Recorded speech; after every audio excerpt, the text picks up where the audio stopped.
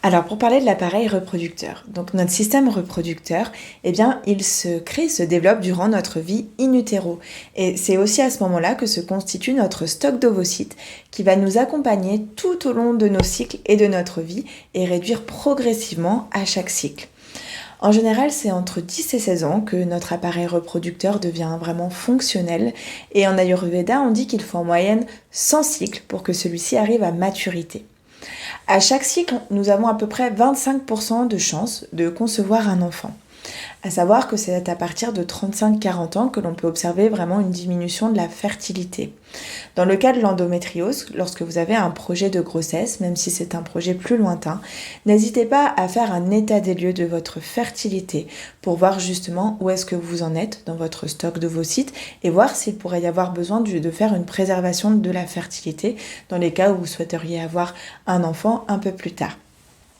Ensuite, donc concernant notre utérus. Notre utérus, il est composé d'une muqueuse utérine qui s'appelle l'endomètre. Donc c'est cette muqueuse qui croît et qui décroît tout au long du cycle et qui va donc générer nos règles. Ensuite, l'utérus, il est relié à notre vagin par le col de l'utérus et il est également prolongé par les trompes de Fallope qui englobent nos ovaires qui eux-mêmes contiennent les ovocytes qui se transformeront en ovules potentiellement fécondables. Ensuite, il faut savoir donc que l'utérus, c'est aussi un peu comme le deuxième cœur de la femme. Il peut être vraiment aussi gorgé parfois de toxines, de polluants. Il peut être la mémoire aussi de traumatismes ou de souffrances passées et il est important de le soigner, de le détoxifier, d'en prendre soin de diverses manières dont je vous parlerai aussi un petit peu après pour justement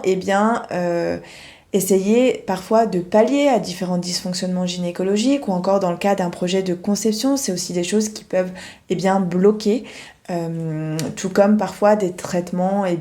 hormonaux ou des traitements lourds qui peuvent venir un peu perturber en fait cette communication entre notre utérus et notre organisme. Et c'est pour ça qu'il est important de venir détoxifier cette partie du corps pour permettre à nouveau un fonctionnement optimal. Ensuite, dans le cas de l'endométriose et de la dyspareunie, donc la dyspareunie, c'est les douleurs que l'on peut ressentir lors d'un rapport sexuel, soit au moment de la pénétration, soit au moment de l'orgasme. Alors, au moment de la pénétration, ça peut être généré par le fait que le pénis peut directement être en contact avec des lésions plus ou moins proches et donc venir créer de la douleur sur ces lésions-là ou sur les adhérences aussi qui font que les tissus bougent moins bien et que lorsqu'ils vont être en contact avec ces tissus-là, ça va créer de la douleur.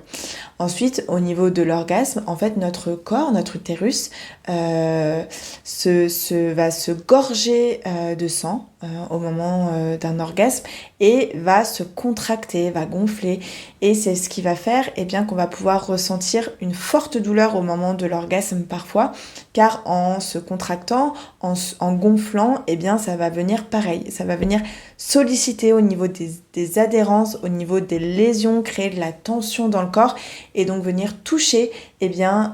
toutes ces parties qui peuvent être affectées par l'endométriose et envoyer des messages de douleur au niveau du corps. Alors ce qui peut être intéressant dans les cas de dyspareunie, c'est vraiment de faire appel à la kinésithérapie en interne ou en externe pour venir remettre de la mobilité justement dans tous ces tissus progressivement pour essayer d'apaiser ces douleurs et de redonner du mouvement à ces tissus, à ces organes dans le corps pour qu'elles ne soient plus un endroit qui vous fasse mal, notamment lors d'un rapport sexuel. Donc ça, c'est tout à fait travaillable et c'est vraiment intéressant justement dans ces cas-là pour à nouveau gagner en confort sexuel mais aussi en confort de vie tout simplement qui peuvent aider à pallier à différents troubles gynécologiques ou bien à différents troubles urinaires ou digestifs.